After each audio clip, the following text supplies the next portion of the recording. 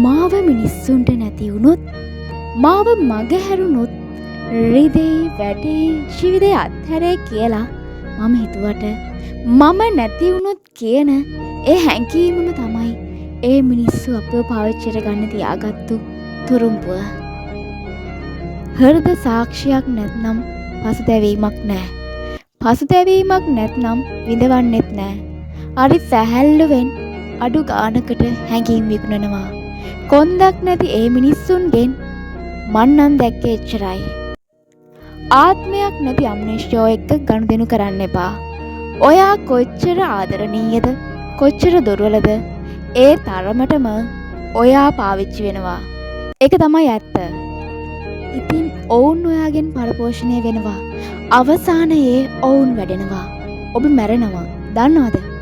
ඒ තමයි ඔබව රිදවන සම්බන්ධතා. ඔබව රිදවන බැඳීම් සහ සම්බන්ධතාවලට සමුදෙන්න. ඔබ ඔබට ආදරය කරන්න.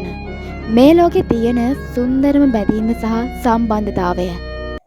තමන් තමන්ගේ ආත්මය සමග ඇති කරගන්නා බැඳීම. ඔබ ඔබට සිටින ආදරණීය පුද්ගලයා වන්න. එතෙන් පටන් නැරඹෙන්නේ ඔබේ ජීවිතයේ සුන්දරම සමයයි. ඉතින් සැහැල්ලුවෙන් ලස්සනට ඒ වගේම ආඩම්බරයෙන් ආත්ම විශ්වාසයෙන් ජීවිතේ දිනන්න. Good luck.